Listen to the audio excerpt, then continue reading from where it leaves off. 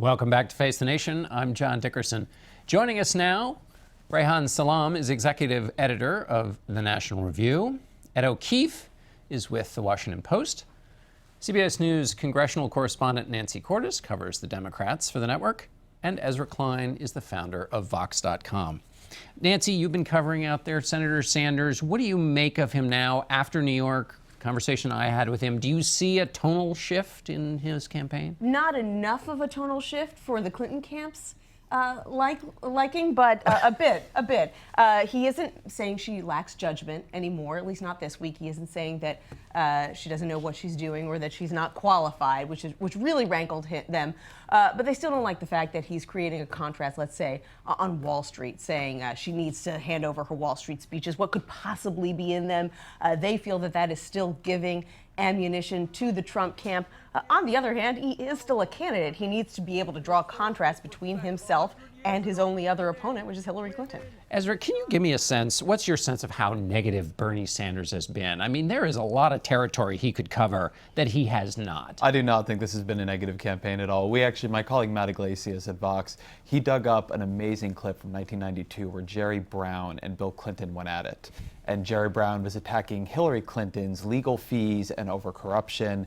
And when you go and watch that, when you go and watch what this looked like in past debates, this has been the gentlest, most respectful, most substantive also campaign we've seen I think in a long time, in a way that does credit to them both. They have real differences. They've explained them quite clearly, and they've generally kept it above the board, which is one reason I'm skeptical of those who say it's going to be all that hard for the party to unite after the convention. That's right. I thought it was interesting, John, that he conceded to you that he's not interested in using his tens of millions of dollars to start a new political action group or to, endorse like-minded Democratic candidates, but that he wants to become a member of the party and focus on policy. Minimum wage, affordable health care. Well, there's something very striking about that.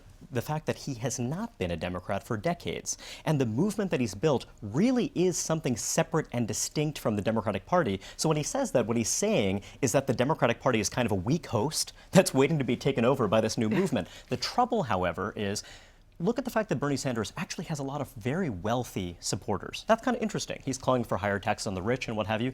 What people are missing is that Bernie Sanders is speaking to a lot of white voters in many cases who feel marginalized by the rising place of identity politics in the party, the rising place of African Americans and Latinos. They don't necessarily think of it that way, but Bernie Sanders is giving them a way to say that, hey, we still have a place at the table. I'm very skeptical of that interpretation of Sanders. I think that when you look at what's happening with Sanders and the party right now, you see fundamentally a generational split. Above everything else you see is a tremendous generational split, winning 80% of young voters in New Hampshire. That's one reason I think that Hillary Clinton might win this election, even as Bernie Sanders ends up being the future of the Democratic Party. You can't be Hillary Clinton again unless you're Hillary Clinton. She has such deep connections to the party's institutional dimensions, such a tremendous history with its various constituent actors. But if you're a young, ambitious Democratic politician asking what model that appears successful that you can replicate, Bernie Sanders, who, as you say, was not part of the party for a long time, has done this entirely on message. That, I think, is won the rising class of young voters in the Democratic Party. The trouble that, I think, is going to have a tremendous effect on the next class of Democratic The trouble is that if you look at African-American voters, for example, here's a constituency that is liberal but not monolithically liberal. You have a large number of conservative and moderate voters who do not vote Republican, right? So that's part of the reason why Hillary Clinton has fared well with these voters. When you look at younger voters, it is true that Bernie Sanders has done well with young voters of color, and yet when we look at that constituency, those folks have not been voting in large numbers. When we see other voters of color coming into the process later on, my guess is that they will be more inclined to support someone like Hillary Clinton, who is talking about the particular challenges facing voters of color. So this is going to be very interesting. This is something that is distinct to Democratic politics as it's evolved over recent decades. Don't you think that the candidate who says we don't have to make these big compromises, we can go for broke, is always going to appeal to young voters who are idealistic, whereas someone like Hillary Clinton, who has been around the bend, who has had to make some of these unpleasant compromises that basically every politician has to make to get things done, it is not going to be as inspirational to someone who is observing politics for the first time. Ed, do you think there's any danger, these younger voters who have turned out in such numbers for Bernie Sanders, who are excited by him in a way that they're not for Hillary Clinton, that if she were to get the nomination, that she's in danger of really losing those voters? I mean, if Donald Trump is the alternative, aren't they coming to her? That's the gamble that they're hoping for, but I think they're very conscious and concerned about it. I think that's part of why there's a real hope and concern that she maybe shows off a little more of her personality and focuses on the history of what would be the first woman presidency. Also, a lot of sensitivity to who the running mate would be.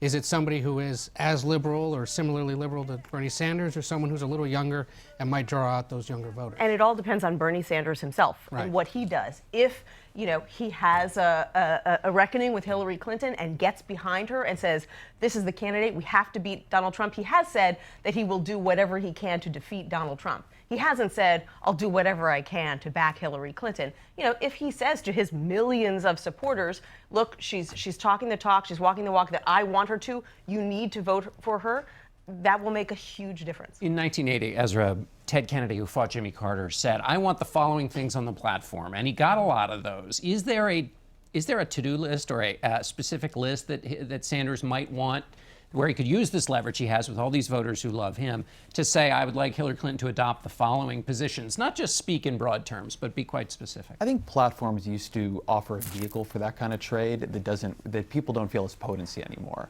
I think that even if Sanders did get Hillary Clinton to, say, endorse a carbon tax, the fact of the matter is she would then get into office. She'd be probably facing a Republican House, assuming she won the presidency, and she wouldn't necessarily do it anyway. So I'm not sure that somebody like Sanders, with as much mistrust in the system as he has, would see that as a way to go. What I do think is going to be the interesting question with him is whether, if he does not win the nomination, he converts his fundraising, he converts his movement into a down ballot movement. How much is he really interested in leading a revolution that changes the Democratic Party and more broadly the country?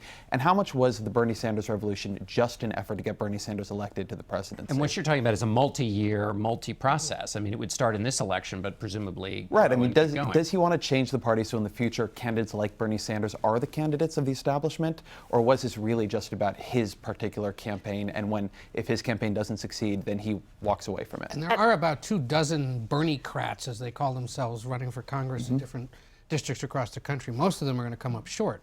But that would be a very effective way for him to sort of turn his money and his mechanism. It's important to keep in mind, however, that as you move the party in one direction, as you grow it in one way, you of course risk losing some of the people who've been supporting the party all along. Now, right now, given that this looks as though it might be a Trump-Clinton race, all of the relevant hemorrhaging is likely to be happening on the Republican side. But again, we're talking about what is likely to be a decade-long process in which Bernie Sanders and his acolytes are hoping to remake the party. And that will be very interesting, looking at what that realignment winds up looking like, because the Republican Party post-Trump is going to, of course, have to adapt to those changes and adapt to who is actually sloughing off of the Democratic coalition. Still I adapting think to the it's Tea going Party to depend partly on how he feels that he's being treated by the party at the convention and going forward. Because I've asked him before, point blank, so are you going to use your prodigious abilities to raise money on behalf of this party that you now belong to? And he said, stay tuned. He hasn't quite decided what he's going to do. Last words. An underutilized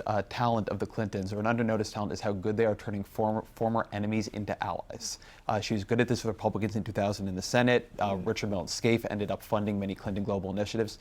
They are very good at treating former opponents well. David Brock. All right. David Brock.